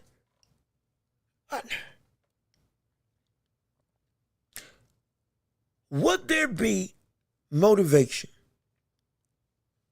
to come? Would there be motivation for Crawford to come back down to 160? Instead of just going back, dropping to 154. Because, one, he wouldn't be campaigning at 160. He's not campaigning at 168. He's coming up to 168 just for this one fight alone. And then going back closer to his natural weight, or his better fighting weight, or best fighting weight of 154 to 147. 154 being, again, the upper echelon of what we can see. We expect Crawford to have, against most other opponents, the best that he can be at that weight without having to be concerned about, oh, everybody's just too big. So I can see him staying and moving back down at 154. Because also, I don't see the motivating drive to fight anybody at 160. Because there's not as many people at 160. Charlo moved up to 168. That name is gone. Janibek moved up to 168. That name is gone. So it's like, unless I got it wrong, Janibek's moving up to 168. So I'm thinking, who would be there for you to fight if you really wanted to fight? Yes, the test of another challenge, another division, another undisputed title. Yeah, sure. But also what motivates Crawford is fighting quality names. It's not as much quality at 160 as it is as 154. It doesn't stoke the fire of what we see Crawford be about at 160 as much as it does at 154. It doesn't breed a level of animosity in him, of fervor to be like, oh, I got to be a killer because I got killers all around. It's not that same thing. Though, again, the threat level is there, of course, at 160. The value of competition and the skill of competition is not nearly as robust as it is at 154. And that is what has been always driving Canelo. Yes, of course, the money, yeah, the fame, yeah, that's always been a part of it. But it's been always the quality of opponents that Crawford loves to get into. He loves to be about war because he himself is a warrior. And he loves to fight against the best available because he feels he is the best available. And so put me in there with lions aplenty. And plus, I think with how Crawford has talked about how Canelo is the one fighter he can beat at 160, but he's also said that Benavidez is too much or is too big for him how he's talked about how Canelo at 168 is the one fighter that he feels he can beat. But other people like Benavidez are just too big for him. He's admitted that himself at 168 or 175. He knows there is a line. And he knows he knows that he is redlining. If we're going with car references. He knows he's redlining, trying to push himself to fight Canelo. He does feel he can beat him. But he also knows he's pushing his body and everything about himself to the brink physically, fighting at 168 against his brother. What? Beyond that, he ain't looking to fight nobody else. And I think the same thing goes true at 160. He understands that 160 is, again, still in that redlining territory of this division and this weight is just too much for me. But 154, yeah, that's where I can operate at my best, feeling at my best, without going and pushing the brink of everything is at the verge of, if something goes wrong here, everything falls apart. That's what I think we can see. And that's why I think, yeah, he will move back down to 154. Not just because it is a comfortable weight that he can actually handle. Not just because he's won there before against a current top 10 fighter and also champion in Madrimov. But he can operate against all the people at 154 and be able to be not pushing himself just to keep up with the physical toll. But now, okay, I can do everything I want to do and use all my skills without having the risk of, ooh, is this a step too far for my physical capabilities to handle? Now he's right in line and it's against other killers. So now it's, again, the more even playing field per se of what his body can do. And now it's skill on skill. And Crawford is Crawford. And there's enough names there, enough talent there, substance there to make it worth its while and be lucrative. You got like 5 fights that would make bank if we're going off business and would be great legacy-wise. Virgil Ortiz, big fight. Number 1. Boots, big fight. Number 2. Fundora, with how he's been fighting now. Number 3. Bowachuk, number 4. And then it can be pick your poison. And who you want? Jose Ramos? You can fight him. That's right. That's leaving out some quality competition. It's there. It's definitely there. And I think because of what fuels Crawford, he'll want to go back down. He'll absolutely want to go back down and prove without a shadow of a doubt he is the best of the best, above the rest. And if he gets those through that litany of fighters at 154, that'd be incredible. That'd be phenomenal. That would be insane. Because we recognize that's a murderer's row. It's a murderer's row of people. Oh, Murtazali. Wow, yeah, I forgot Bakar Murtazali. It's also there. Keith Thurman is also there, though older. So you got a mix of name value, talent, and championships and cachet, all blended into one, ironically enough, very well balanced division. Makes sense to me. At least to me, it makes sense. But again, is there anything else anybody wants to talk about? Anything else people want to discuss? Any other news? Any other topics you want to delve into on today's episode? And again, like I said, I think I'm going to wrap it up early today because of me trying to make sure that I'm A-okay for this weekend. And real quick, we can see these two sizing each other up as, where's that? As again, we're still going on Moses Itauma versus Dillian White as a fight that we're all still waiting on. And we now got them facing off against each other today. Oh, excuse me, yesterday, my bad, yesterday. And nope. Y'all weren't even able to see the last clip. Shoot. Great day. My goodness. That is horrible. I need to change some of my tabs. Hold on a minute. Hold on a second. Hold on a minute. Let's get back centered and let's get back focused. Cause stuff, no wonder. Don't tell me y'all weren't able to see the things that we were showing on the screen. Don't tell me that. Lord, don't tell me that.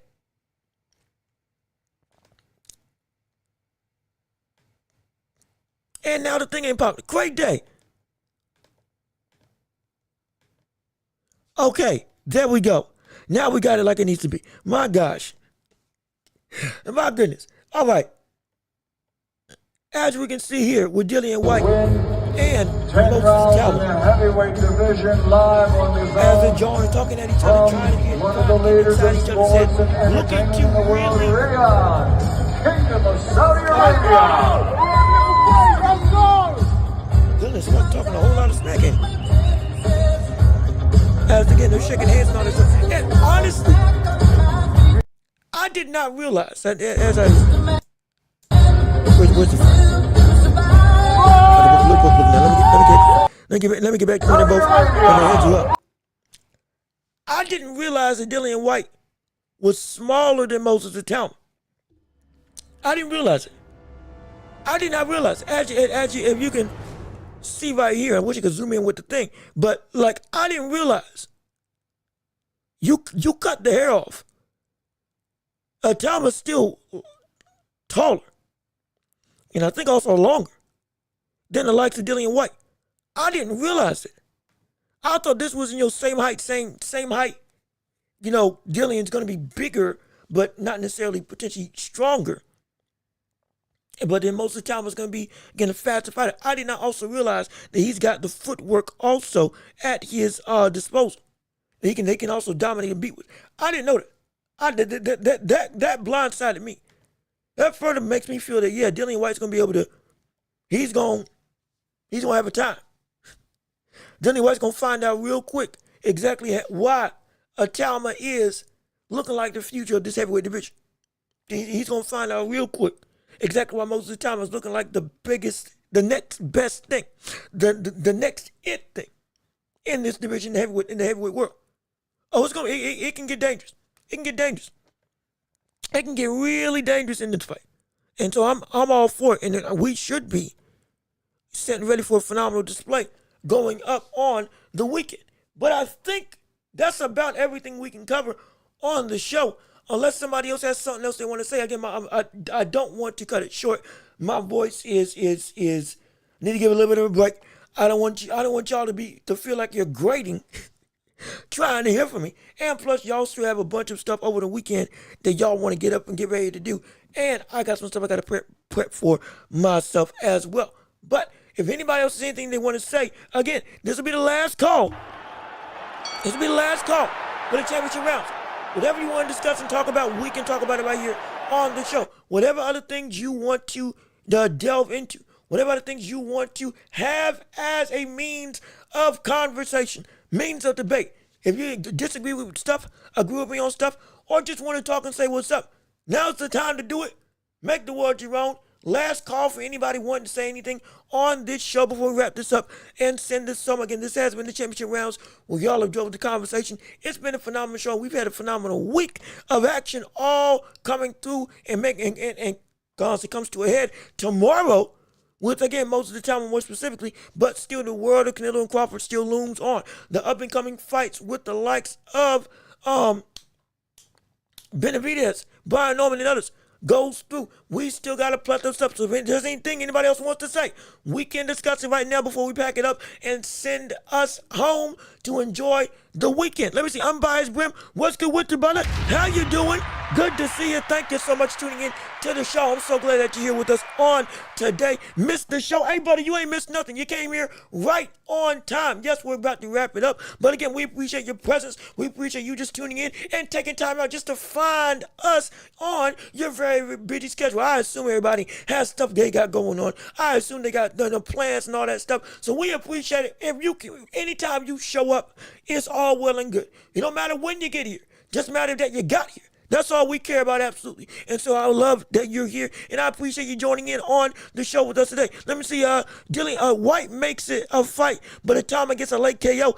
I got Itauma as an early KO in rounds like 6 for me.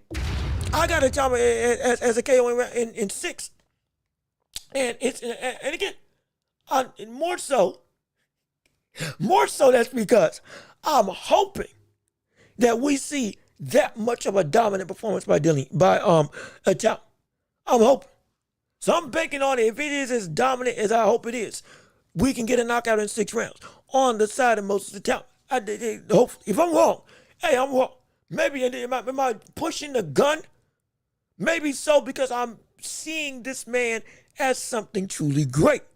So if you can do that, then Dillian White should be a brother that if you can handle him in that real quick fashion, then it can be, okay, yeah, everything I think that you are is starting to line up if it goes that route. But again, I could be completely wrong. But I got it KO by most of the time in 6 rounds. Yes, I do. Oh, yes, I do. And I think it's going to be a great display. Itauma's going to see things that he's never seen before from Dillian White because of that experience with other champions before and other contenders before. And with him being an elite contender at one point in time in his own way. But still, I don't think it's going to be enough. And I think we're going to see Itauma learn and grow from this fight. And it's going to be incredible to witness. A rose blooming before our eyes and turning into, again, a better killer, which is what we love. And you just woke up. I woke in. Oh, okay, you work at night. Oh, so you just woke up. Well, hey, man, I'm glad that was the first thing on your mind. I appreciate it. But, hey, look, I hope. Be sure that you're well rested if you got another night shift tonight. Be sure that you take care of yourself. Be sure that, hey, I'm all for you spending time with us, but get your rest as needed. We care about, just like we care about the fighters, we care about the fans as well. And fans of this show, listeners of this show, warriors that come into this whole empire. We want y'all to be taken care of. So please, be sure, get the rest that you need. And be sure that you're taking care of yourself so you can keep on enjoying all these fights that come through. Because again, we care about you. We want you to be okay. We want you to be all good. And we appreciate that you made it home. And we appreciate that, hey, hard-working brother. We appreciate, no question about it. But hey, don't let us get in the way of your beauty sleep. Because hey, I need some sleep of my own. No question about that. So I'm reading Coach Eddie, and he's making some bold predictions. Yeah, no, he has. He absolutely has. He's making some real bold predictions with some of these fights coming up down the line. And so it's I'm telling you. I'm telling you, we got a lot of people having a lot of volatile opinions about what's going on in the boxing world. And again, I love it. I appreciate it, but that's why we're here to talk about it. You see Itauma as a great. No, I see Itauma as being the next great for the generation coming after. I'm not calling him a great fighter. Oh, he's an all-time great now. I am calling him a very interesting prospect that I'm highly invested in. He is already a good fighter this early on and is well developed, well past the threshold that we normally see fighters of this ilk go through and turn into at this stage in their career. He's wise beyond his years, and he has matured boxing-wise beyond his years, which is phenomenal. He's already a step ahead of the game when it comes to the next generation of heavyweights who is turning into something special. He is not just turning into something special, but he's showing aspects of game in his boxing ability that others, even at the highest of highs right now, lack. And those that do have it are the likes of Usyk, from the sense of movement, from the sense of fluidity, from the sense of footwork. Again, a well-rounded heavyweight boxer is not something that's common in today's era in boxing. It just isn't. That's why Usyk was able to be what he is. He is truly a great fighter. Why? Because he's a well-rounded fighter. Like the fighters in the 70s, 80s, 90s in heavyweight, a lot more well-rounded in the terms of the types of skills that they had. Stamina was better. Footwork was better. And they would fight more so like lower weight class fighters because they had that ability and they trained for that ability. Today, like I've been saying multiple times, size is everything. Might makes right and size beats all. That's been the conversation of the last era of the heavyweight world. If you're strong and you're big, you're hard to beat. Plain and simple. Joe Joyce got to the top of the mountain because he was hard, because he was a hard puncher and was a big dude that was just too tough for people to hurt up until he got hurt. Tyson Fury was big but also had footwork. That's why he made the rest of this division look like a wash because he was able to move. Usyk coming through was able to move and dominated in 5 fights. Beat every great boxer in today's era because he's built from a different cloth of a bygone era of movement, a more well-rounded cloth. Itauma has those types of tendencies, not skill sets. Usyk is a completely different skill set, absolutely. An all-time great, truly, is Usyk.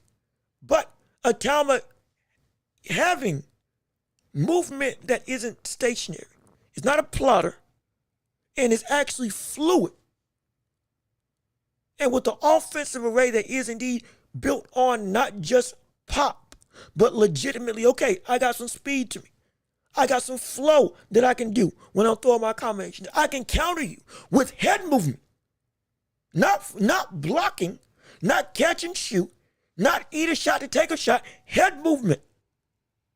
To do pull counters, slips, turning into uppercuts and hooks, going through and being able to use angles like a smaller man. He's got that. So he's got a better foundation to be the greatest of the next generation of heavyweights that are coming up now. When this regime of Fury, Usyk, Wilder, AJ, when they go, when Dubois, who is still like 28, reaches his prime in the next couple years, or gets to like his 30s, next couple years, and we see like a couple other heavyweights who were younger in this era now become older in the next era, and the melting pot of the heavyweight division now looks different. It's going to be, Itauma's going to be able to be right at the top because of what he's already doing now that will only get better as time goes on. If he keeps pushing himself like he is right now with Dillian White, brother, it's going to have to get better. It's going to have to get better. He needs to fight like this if he wants to be as successful as he can be. It's a requirement more than just a great additive. And like we've said before, also, Roman Vasquez, hold on, before I continue, Roman Vasquez, hey brother, how you doing? Good to see you. Thank you so much for tuning in to the show. I appreciate you taking some time out with us on today. But again, going back to this question of do you see Itauma as a great? I see him as a great, or I see him as having the potential to be great. Not a great right now, but he's definitely has the tools that are well more developed than other people around him, that are also looking to be the next generation of heavyweight champions. And he can achieve that top of the mountain. I'm not saying he's going to go undefeated. I'm not saying he's going to clean everybody out in 3-4 rounds and there's nothing anybody can do. But I am saying that if this track continues, he is going to develop into a fighter that is indeed at the top of the mountain from a talent perspective. And just like I talked about just like I said when we were discussing Devin Haney and the whole running versus boxing situation and how people were starting to look at that performance as a good performance because of the fact that it was Devin Haney who was at the top, that was a champion, that won. All of a sudden you were seeing other boxers say, yeah, I understand. I get why he did it. That was a great fight when it really wasn't. But because if you're at the top and you do something, everybody below you follows that marquee of success and tries to emulate it. Floyd was great. Everybody grew up as Floyd fans. Everybody tried to do the Philly shell. To a lot of people, to the detriment. But everybody tried to take on the Philly shell as their preferred form of fighting style. And it did not work out for a lot of people. A lot of people didn't work out. But they tried to emulate what works. In the NBA, Steph Curry revolutionized the three-point line. Everybody tried to play like Steph Curry. Teams now we're operating differently like Steph Curry. And to a degree, offense as a whole, what the Spurs were doing in the early 2010s, that brand of basketball was also took the NBA by storm, and now everybody plays similarly to those Spurs teams in 2010. Or like between 05 and 2015, how the Spurs played, ball movement, going through it and being very much unselfish, passing up a good shot for a great shot. That's how teams play now. You can track it. What works, works. And what works, everybody wants to do.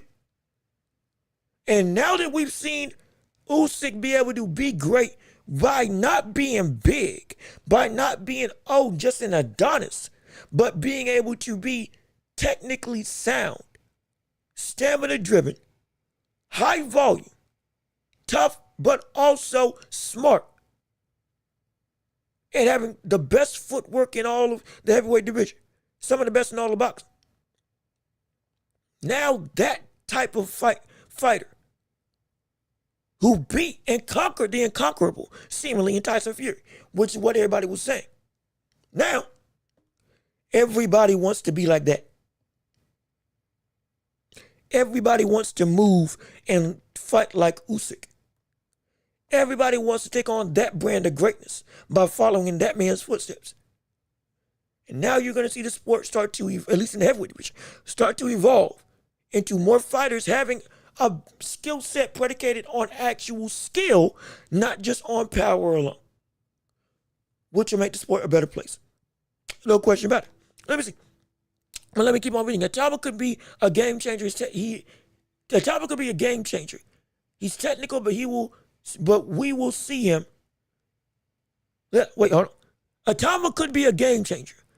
He is technical, but we will see him in deep waters to see what he's made of. We will. We absolutely will. Now, the question is White going to be the guy to send him into deep waters? Because if I got my stats correct, I don't think Itauma's been out of the 6th round. I don't believe most of the time it's been out of the 6th round in any of their fights. If I have my statistics right, Itauma hasn't been outside of the 6th round in all of his fights in his short but very much interesting career, or very much impactful career. And so taking him into deep waters is going to be a concern because we haven't seen him there before. But is White the guy to bring him there? I don't know. Is White the guy to pull him there? I don't know. Is Dillian White the man to force this brother into a territory he has never been before? At this stage in his career? I don't know. I really don't know. He can. But something's just telling me, something's just telling me Itauma's going to get it done in 6. I don't know what it is about it, but something's just telling me Itauma's going to get it done in 6 rounds. And I don't think that White's going to be the guy to push him like we see he should, like we think Dillian White should be able to push Itauma. Because Itauma, in my opinion, is that well developed this early in his career. He's not the perfect fighter. Be clear, he's not the perfect fighter. He ain't ready for the elites of the elite. But in terms of Dillian White, I do think he's ready for. I think he's ready for that test. And I think just like with the others, though it will be harder, he's going to get it done the same way and in the same amount of time. I truly believe it. I truly do believe it. I'm not trying to jump the gun or trying to wrongfully go through and push an agenda that Dillian White is the next best thing since Mike Tyson. I'm not doing that. Lord knows I ain't doing that. I am not doing that at all. But I know what I see. I know what I'm witnessing. And I know what this brother brings to the table. And I know how great he is turning into I know how great of a fighter he's turning into now. And I know later on, as he continues to go through, he can get so much better. But I think that's everything that we got for this show. And I'm not gonna lie, I need to get my voice a rest. I can't lie. I need to recuperate. I gotta recover.